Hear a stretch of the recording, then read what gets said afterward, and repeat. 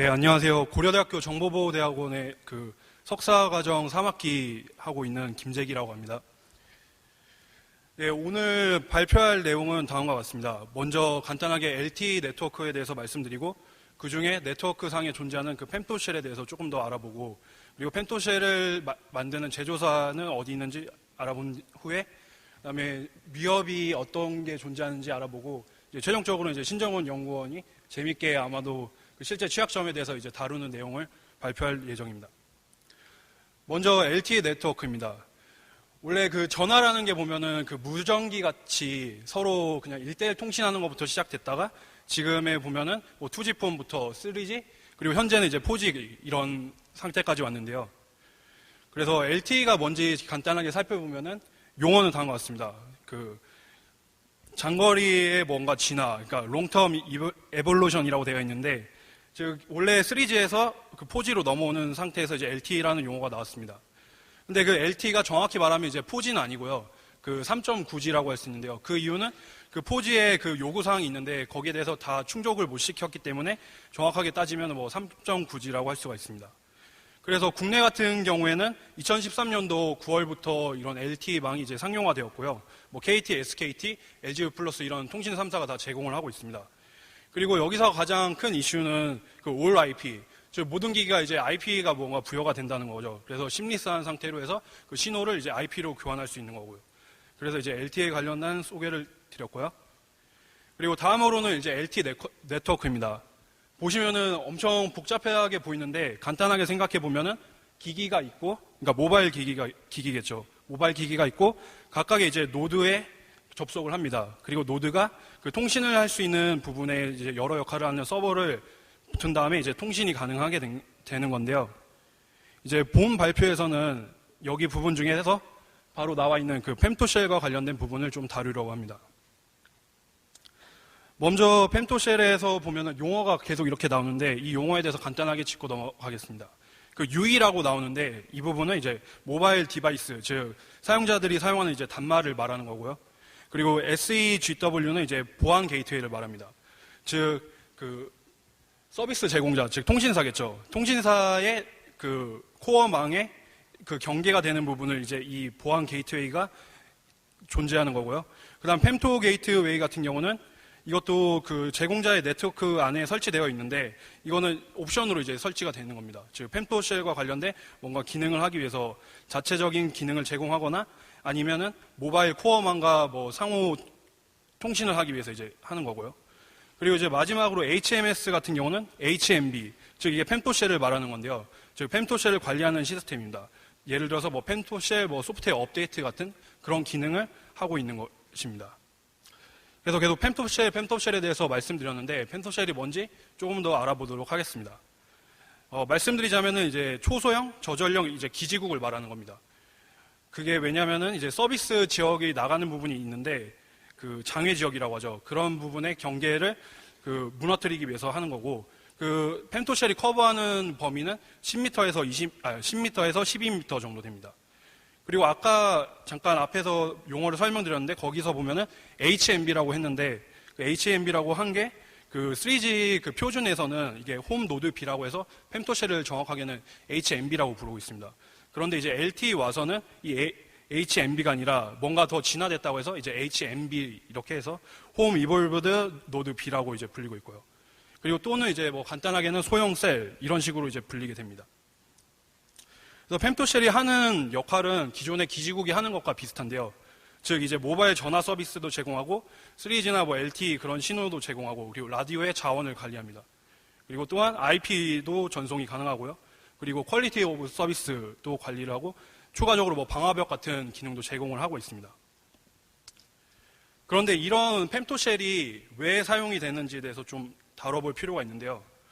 왜냐하면은 기존에는 기지국이 있는 상태에서 그냥 1대 N 통신을 할 경우에 부하가 생기게 됩니다. 왜냐하면 요즘 같은 시대에는 여러분들이 사용하고 있는 모바일 기기뿐만 아니라 패드나 태블릿 PC 같은 것도 있기 때문에 그런 통신을 할 일이 자주 있거든요. 그렇게 되면서 이러한 소형 기지국이 필요하게 된 것입니다. 그래서 장애 지역의 문제를 극복하려고 다음과 같은 펜토쉘을 사용을 하는 거고요. 이제 다음으로는 펜토쉘을 만드는 제조사에 대해서 말씀드리겠습니다. 그 펜토쉘은 아무래도 그 통신 장비다 보다 보니 그 여러 가지 통신사에서 이제 다음과 같이 제공을 하고 있습니다. 근데 실제로 그 해당 통신사에서 장비를 만드는 건 아니거든요. 그래서 국외 같은 경우에는 그 뭐 시스코나 삼성 또는 제트부스트 같은 그런 네트워크 장비를 만드는 회사에서 만들고 있고, 국내 같은 경우에는 이게 저희가 취약점을 찾은 부분도 있고 하기 때문에 실제적으로 언급은 안 하고 다같이 뭐 무슨 테라, 무슨 시스, 무슨 와이어리스, 그리고 뭐 저기 보신 뭐 일렉이 있는데 저게 삼성전자를 나타내는 게 아니고 다른 회사니까 오해 없으시길 바랍니다. 네, 다음과 같고요. 그래서 국내는 그래서 이러한 제조사에서 만들고 있는데 여기에 대한 이제 취약점, 즉 위협, 어떠한 보안 위협이 있는지에 대해서 살펴보도록 하겠습니다. 먼저 스니핑 네트워크, 즉 네트워크 상의 정보를 이제 스니핑하는 이슈가 발생할 수 있는데요. 여기서 그 SEGW 같은 경우는 IP색으로 이제 암호화가 되어 있습니다. 그런데 이제 이것을 스니핑한다고 해서 바로 볼 수는 없겠죠. 그런데 펜토쉘 자체를 이제 뭔가 해킹을 하게 되면은 이러한 부분도 이제 극복을 할 수가 있는 거고요. 그리고 리플래싱 커스텀 펌웨어, 즉 커스텀 펌웨어를 이제 삽입을 하는 건데요. 예를 들어서 그 펜토쉘 같은 경우는 기존의 기지국과 다르게 물리적인 접근이 가능합니다. 즉 집에 설치되는 AP 마냥 어떠한 기기가 집에 설치되어 있는 거기 때문에 물리적으로 접근이 가능한 거거든요. 그래서 실제적으로 논문에서 웨포나이징 펜토쉘이라고 해서 펜토쉘을 조작을 한 다음에 공격 장비로 만드는 것까지 성공한 사례가 있었습니다. 그리고 그 망의 직접적인 공격을 가하는 이런 시그트렌 어택도 존재합니다. 그리고 추가적으로는 이제 펜토쉘에 연결된 그 기기의 정보, 즉 정보를 유출해서 개인정보를 이제 공격자들이 확인할 수가 있습니다. 일종의 그 스파이 역할을 하는 거죠. 그런 것도 할 수 있고, 그리고 코어 네트워크에 여러 펜토쉘이 한 번에 그 도스 공격 마냥 악의적인 코드를 실행시키게 되면은 그 코어망에 부하를 줄 수 있기 때문에 공격을 가할 수도 있게 됩니다. 예, 그래서 다음과 같은 이런 취약점이 존재하고요.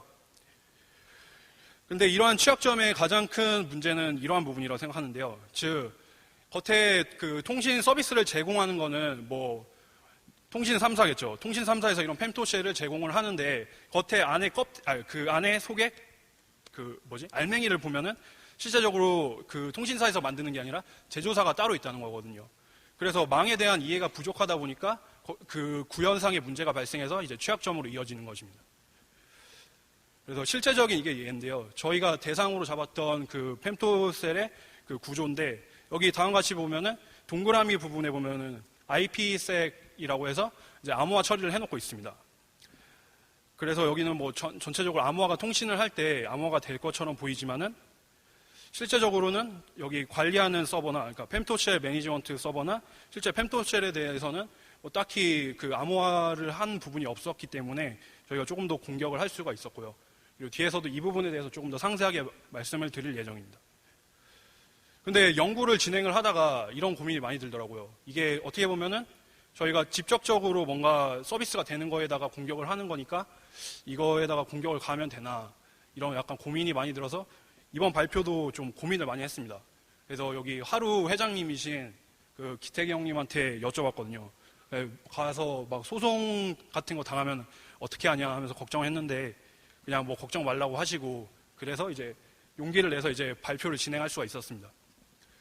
그리고 추가적으로 저희 지도 교수님인 김승주 교수님께서 그 해당 통신사에다가 좋은 쪽으로 해서 취약점 보고서를 제공을 해서 이제 직접적으로 가서 이제 발표할 수 있는 기회도 이제 마련을 받았습니다. 그래서 실제적으로 해당 회사에 간 뒤에 그 다음과 같이 좋은 일을 하러 갔습니다. 그래서 처음에는 이게 취약점이 발견됐을 때는 약간 그냥 악의적인 사람들이 사용하면 어떻게 하나 그런 고민을 많이 했었는데 그 부분에 대해서 해당 통신사도 많이 좋아했고 했기 때문에 이러한 취약점 보고를 그냥 악의적인 용도로 사용하는 게 아니라 여러분들도 뭐 보고하거나 그런 식으로 사용하면 좋을 것 같습니다. 그래서 해당 취약점에 대한 이제 상세한 내용은 이제 뒤에 신정훈 연구원님께서 이제 발표하도록 하겠습니다. 네, 제가 최대한 그 서비스, 취약점 찾은 곳이랑 제품명 뭐 이런 거는 안 알려드리도록 노력은 할 건데요. 제가 아까 한잔 해가지고, 네, 어떻게 될지 모르겠습니다. 네, 잊지 마세요. 이거 오프터 레코드입니다. 네. 왜, 카메라 불이 보인 것 같은데. 네. 자, 혹시 작년 혹시 CQ 인사이드 들어보신 분 계세요? 제 발표? 예. 예, 좀 있으시네요. 예, 반갑습니다. 예, 사실 이 취약점은 제가 작년에 찾은 취약점입니다. 작년에 펜토쉘이 뭔가 해서 막 이렇게 찾다가 해서 나온 건데, 그때는 아마 디지털 라커랑 같이 그냥 간단하게만 루트 권한을 얻었다라고 그냥 간략하게만 해서 보여드렸었는데요. 그거를 이제 계속 뭉쳐두고 있다가 이번 CQ 인사이드 발표를 준비하게 되면서, 예, 준비를 했었던 내용이고요. 그때, 그 당시에는 루트 퍼미션, 루트 권한만 얻은 상태였지만 그게 다가 아니었던 거죠, 사실은. 네. 근데 오늘 이제 뒤에 나올 사진들이 거의 대부분 모자이크가 돼 있어요. 예. 그 점은 좀 이해를 해주시면 좋겠습니다. 아직 왜냐면은 패치가 완벽하게 되어 있지 않아가지고 현재도 지금 접속이 가능하거든요. 예, 접속도 가능하고 뒤에 제가 이제 해볼 것들이 아직까지 가능하기 때문에 네, 좀 그랬으면 좋겠습니다. 네. 일단은 제가 이 펜토쉘 해킹을 했다고 많은 분들한테 얘기를 하고 다니면 항상 그걸 먼저 물어봅니다. 그러니까 펜토쉘 장치를 어떻게 구했어? 이거를 제일 먼저 물어보는데요. 사실 저랑 제 같이 연구한 김재기 친구는 펜토쉘 진열 장비를 구경조차 해본 적이 없습니다. 네. 어떻게 해킹을 했냐면요. 굉장히 쉬운 부분입니다. 처음 시도를 이렇게 했어요. 네. 처음 시도는 매뉴얼을 가지고 했습니다. 이게 무슨 말인지 혹시 이해하시는 분 계세요? 되게 어이없죠. 무슨 말이냐면은 저희 국내 통신사랑 계약한 펜토쉘 제조업체를 다 검색을 했습니다. 뭐 주식 상장을 한 회사를 뭐 찾던가 뭐 신문 기사 다 스크랩을 해가지고 어떤 통신사가 어떤 회사랑 계약을 했는지 다 찾아내고 그 홈페이지에 들어가서 매뉴얼을 다운받았습니다. 매뉴얼을. 네. 매뉴얼 다들 잘 안 읽으시죠? 네. 그거 보고 해킹했습니다. 처음에는. 네. 여기에 근데 중요한 게 있었어요. 아이디랑 패스워드가 다 노출이 되어 있었어요. 한번 보겠습니다. 지금 현재는 찾으려고 해도 없을 거예요. 패치가 돼가지고 내려갔거든요. 그 매뉴얼들은. 네. 네. 저런 식으로, 제가 지금 가려놓은 거지만, 루트고요. 그 아래 패스워드가 이렇게 가려져 있는데, 여기 아이디랑 패스워드가 저런 식으로 그 매뉴얼에 써져 있었고요. 이거는 그냥 일반 유저로 로그인할 수 있는 건데, 그 매뉴얼 아래쪽에 보면은, 이런 게 있었습니다. 근데 저거 사람 눈 같지 않아요? 이런 게 있었습니다. 뭐 많이 가려놓긴 했는데 루트 패스워드에 대한 조합 공식이 있었습니다. 어떤 특정한 스트링과 맥 어드레스를 조합을 하면은 그게 그 기기의 루트 비밀번호다 라고 있었습니다. 이게 이제 1년 전에 찾은 취약점이었고요. 이거를 이제 했으면은 펜토쉘 딱 한 대에 접속을 할 수가 있었던 거겠죠. IP는 불행하게도 이 매뉴얼에는 공개가 되어 있지 않았지만, 뭐, 포트도 알고, 그죠? 어떤 통신사인 줄 알면은, 쭉 뭐 하면 이렇게 나오니까, IP는 뭐 문제가 되지 않았습니다. 네. 그러면 이제 그 다음으로, 펜토쉘에 접속을 딱 해봤는데, 사실 이때부터 손이 막 떨렸어요. 네, 불법이니까. 네, 막 떨렸죠. 해도 된다는 얘기는 아닙니다. 네. 막 떨렸고요. 그래서 이제 바이너리를 좀 분석을 해봤는데 뭐 여러 가지 바이너리가 있었는데 다행스럽게도 TXW라는 그런 바이너리가 있었는데 그냥 일반적인 ELF였고요. 뭐 그리고 뭐 열려 있는 포트들 다 검색을 해봤고 뭐 이렇게 익스플로이트 할 수 있는지 없는지 봤는데 ASLR, 익스플로이트 미티게이션이 다 꺼져 있는 그런 되게 취약한 상태였습니다. 네. 그래서 취약점 하나, 오버플로우나 포맷 스트링 뭐 이런 걸 하나를 딱 찾으면은 아주 쉽게 해킹을 할 수 있는 거죠. 아직까지는 단 한 대의 펜토쉘에 대해서만요. 네. 취약점은 뭐 다음과 같습니다. 이거 뭐 굉장히 쉽죠? sprint 함수를 쓰는데 인자 그 길이 체크가 없습니다. 자, 두 번째 비슷한 유죠? 네, 또 없습니다. 자, 이거는 네, 이것도 strcat으로 하는 부분인데요. 이거를 저희가 실제로 그 캠이라는 그 에뮬레이터에 돌려가지고 그 POC를 확인을 해보려고 했는데 그거는 그냥 실서버에 나중에 하는 걸로 다시 방향을 잡았고요. 그리고 이렇게 메모리 커럽션류의 취약점 말고도 이렇게 그 펨토쉘에서 그 인크립션 할 때 사용되는 그 키들이 평문 형태로 다 바이너리 안에 박혀 있었습니다. 이런 바이너리 그 인크립션 키를 가지고 와가지고 패킷을 디크립트 하거나 네, 하면 되겠죠. 그리고 이 바이너리 말고도 다른 또 재밌는 게 있었는데요. XML 파일들이 굉장히 많았습니다. 네, 보시면은 이게 다 XML이거든요. 근데 저게 하나하나 분석을 해보니까 일종의 명령어들이었어요. 왜 펨토쉘에 명령어들이 필요할까 생각을 해봤는데 이게 나중에 뒤에 아주 큰 취약점으로 이어졌습니다. 일단은 XML 형태로 명령어들이 있다고 네, 얘기를 했고요. 이게 사진이 잘 안 보이시죠? 빨간 박스에 혹시 보이시나요? 숫자? 안 보이시죠? 큰일이네. 뭘 해본 거냐면요. XML 개수를 세봤어요. 349개의 XML 명령어들이 들어있었고요. 이거를 간단하게 보기 좋은 형태로 HTML 테이블 형태로 바꿔봤습니다. 한번 보여드릴게요. 네. 이게 XML 명령어들을 HTML 테이블 형태로 이렇게 뽑아낸 거거든요. 이게 펨토쉘에서 펨토쉘을 관리하는 명령어들이더라고요. 이렇게 뭐 인자값 있고 명령어 어떤 거 있고 아웃풋 뭐 나오는지 이런 식으로 쭉 뽑아내 봤습니다. 네.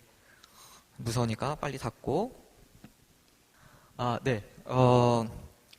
아까까지는 펨토쉘 한 대에서만 했잖아요. 근데, 궁금했었던 게 있었어요. 다른 펨토쉘들은 어떨까? 이래서 또 인터넷을 뒤졌죠. 인터넷을 뒤지니까, 저렇게 기사가 하나 있더라고요.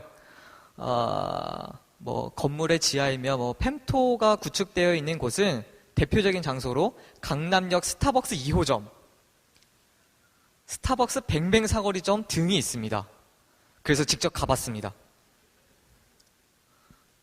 이거 사진 진짜 이쁜 건데. 까만색으로 그냥 보이시죠? 그냥 사진을 그냥 설명을 해보자면은, 저 김재기 친구가 키가 크잖아요. 그래서 펨토쉘을 이렇게 사진으로 찍고 있는 거를 제가 뒤에서 찍은 거거든요. 중요한 게, 저기 펨토쉘 아래에 커플들이 있었어요. 뽀뽀하고 있는데, 커플보다 펨토쉘이 더 우선이라서 신경 안 쓰고 사진이 웃긴데. 네. 아무튼 그렇게 직접 찾아가가지고 사진을 찍어 왔고요. 이건 더 하구나. 난감하네. 네. 요거는 또 이게 개인적으로 오시면은 보여드릴게요. 요게 이제 사실 펨토쉘을 찍은 모습이거든요. 실제로 가가지고 사진을 찍으면은 그 안에 IP 정보랑 그런 게 들어 있었습니다. 네. 네, 그 IP를 통해서 이제 접속을 하면은, 포트 스캔이랑 이런 걸로 다 때려보면은, HTTP 서버가 열려 있었고요. 그리고 그 특정 포트에 GSOP이라는 그 데몬이 돌아가고 있었는데, 확인 결과, 익스플로이트 할 수 있는 취약점이 있는 그 버전을 사용하고 있었고요. 저기, 대신 근데 인증이 필요했어요. 저기 인증을 아무것도 못하면은 익스플로이트 아무리 갖고 있다고 하더라도 페이로드를 보내지 못하는데 다행히 찾았습니다. 이렇게 있어가지고 찾았고요.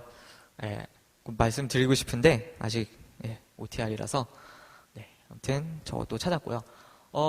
근데 여기까지 진행을 했는데 이 두 개만 가지고 발표를 하기에는 굉장히 좀 여러분들한테 미안한 거예요. 그때 정도의 그 CQ 인사이드 가격이 나왔거든요. 입장료가 10만 원이더라고요.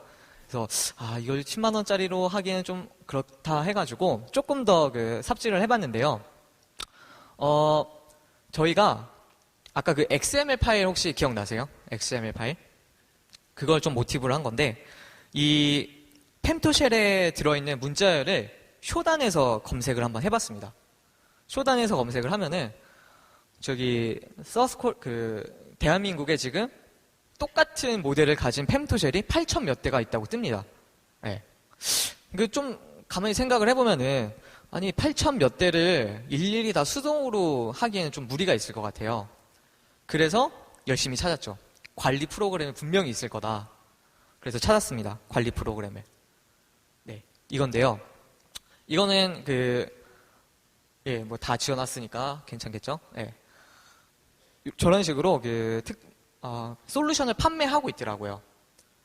펜토쉘을 모두 다 관리할 수 있는 거를 판매를 하고 있길래 요거를 대상으로 잡아야겠다라고 생각을 했었죠. 그 다음에 취약점을 이제 찾으려고 좀 해봤었는데 이거는 로그인한 모습이군요. 네. 다 검은색으로 나와서 네. 관리 프로그램에 로그인을 하면은 강남구, 강남역, 서울, 강원도, 경기도, 서울특별시, 제주도 이런 식으로 다 분류가 돼가지고 하나하나씩 다 관리를 할 수가 있었습니다. 네, 자 이런 식으로 쭉 펜토쉘 목록들이 쫙 뜨고요. 네, IP라서 다 가린 거고요. 네, 자, 요 취약점을 어떻게 찾을까 되게 고민을 했었거든요. 저희한테 펜토쉘 관리 솔루션도 없고 있으면 그냥 막 해보겠지만 굉장히 어려울 것 같았어요. 그래서 이걸로 접어야 되나라고 생각을 했었는데 딱 5분 걸렸습니다. 5분. 펜토쉘 관리 프로그램을 해킹하는데 딱 5분 걸렸습니다. 그 컴퓨터를 5분 걸려서 성공을 했고 지금 이미 보고가 된 상태입니다. 하지만 아직 패치는 되지 않았고요. 처음에 저희가 들었던 생각은 펜토쉘 관리 프로그램이니까 그냥 펌웨어 안에 있는 정보로 펜토쉘 관리 프로그램으로 로그인할 수 있지 않을까라고 생각을 했었는데 맞는 정보가 하나도 없더라고요. 실제로도 그랬고요. 예. 그래서 다음은 좀 퀴즈인데요. 퀴즈 조는 사람 많은 것 같아서. 네. 이거 혹시 무슨 숫자인지 아시는 분? 게싱도 괜찮아요. 커피 교환권 걸려 있습니다. 네. 손 들고, 네.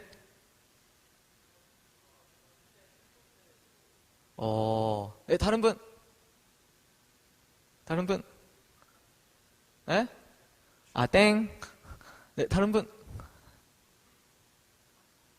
아니, 교환권이 2개 있어가지고요. 예. 통장 잔고요?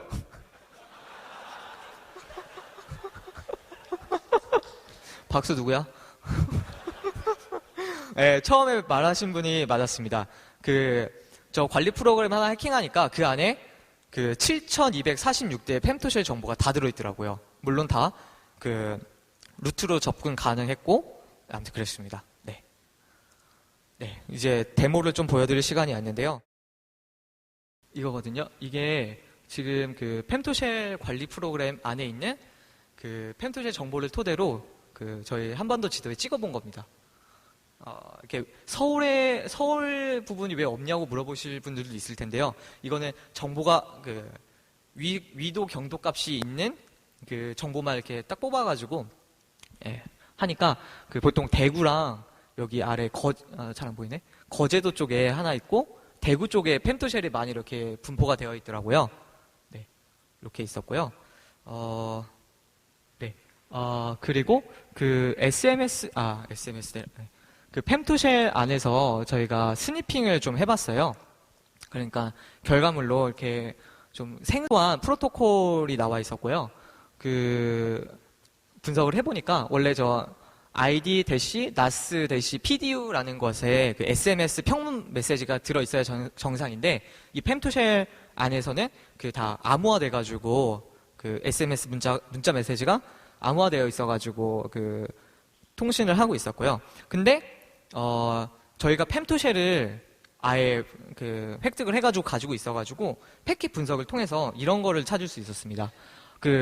암호화에 사용되는 알고리즘이랑 시큐리티 키를 얼마든지 이렇게 알아볼 수 있는 형태로 이렇게 볼 수가 있었고요. 네, 저것만 이용해가지고 메시지를 디크립트 하면은 됩니다. 그리고 이제 SMS 봤으니까 전화를 한번 봐야겠죠? 이게 굉장히 어려웠는데요. 다 가렸는데 실제 전화번호가 저기 적혀 있었습니다. 그 해당 펨토쉘 반경 내에서 그 전화를 하는 특정 어떤 사용자인지 모릅니다. 어떤 사용자의 통화를 이렇게 캡처를 했는데 네. 이런 식으로 와이어샤크를 이용을 하면은 이렇게 플레이도 한번 해볼 수가 있었고요. 네. 물론 전화번호는 다 가렸고요. 그리고 SMS, SIP 전화 통화 했으면은 뭐가 하나 남았죠? LTE 데이터. 네. 데이터를 한번 스니핑을 해봤는데요. 이렇게 좀 잘 안 보이겠지만 이게 카카오톡 트래픽이거든요. 카카오톡 트래픽이 이런 식으로 나와 있는 걸 볼 수가 있었고요. 이거는 평문 형태로 그냥 전송이 되기 때문에 그냥 아무런 걸림돌 없이 그냥 볼 수 있었습니다. 네, 이런 식으로. 네, 이건 카카오 스토리. 네, 카카오를 많이 사용하더라고요, 보통. 네, 그리고 네이버 맞죠? 혹시 이 기사 본 적 있으세요? 없으시구나. 알겠습니다. 네. 그리고, 네. 이런 식으로. 게임할 때, 게임 오고 가는 데이터들도 확인할 수가 있었습니다. 네. 아직 이 버그가 제가 오늘 새벽 5시에 테스트를 해봤는데, 그때 그러니까 사람들이 많이 사용하고 있는 펨토쉘에만 좀 패치가 이미 이루어져 있고요. 사람들이 자주 안 가는 곳, 거제도나 무슨 산속이나 이런 데는 아직 그 패치가 안 돼 있고, 그대로 살아있는 걸 확인을 했습니다. 근데 문제점은 저희가 좀, 깊숙한 그러니까 관리 프로그램에 깊숙한 곳까지 들어갔기 때문에 새로운 펌웨어, 그러니까 업데이트 패치가 된 펌웨어도 저희가 획득을 해가지고 지금 현재 분석을 하고 있습니다. 네. 되게 미안하네요. 네. 그래서 이거를 가지고 어떤 일에 쓰일 수 있을까 굉장히 고민을 많이 했거든요. 딱 하나가 떠올랐어요. 딱 하나. 진짜 나쁜 일에 쓴다면은 진짜 어마어마한 일이 될 겁니다. 제가 디스패치에 특별 채용될 수도 있습니다. 네. 여자아이돌 숙소 앞에 가가지고 펨토쉘 해킹을 하는 거예요. 그리고 그것만 계속 보고 있는 거죠. 그리고 하나 열에서 터질 때마다 그냥 네, 장난이고요. 네. 네. 아니면 이런 것도 생각할 수가 있겠죠. 지금 IP도 알고 루트 접속 정보도 다 아니까 자동 접속 프로그램을 만들어가지고 펨토쉘 내용을 다 지워버리는 거예요. 그러면은 특정 통신사에 대한 포지는 다 이렇게 내려가겠죠. 다운이 되게서 아마 네. 그래서 이런 건 진짜 했다는 뜻이 아니에요. 하고 싶다는 거지. 네. 그래서 제 솔루션을 좀 생각을 해봤습니다. 아주 간단합니다. 솔루션. 2G. 네. 사실 2G가 더 취약해요. 2G가 취약하다는 거는 뒤에 이제 전공 수석님께서 얘기를 해주실 겁니다. 완전 2G에 관련된 건 아니지만 이렇게 주파수를 이렇게 왔다 갔다 해가지고. 네. 네. 제 발표는 여기까지였고요. 감사합니다.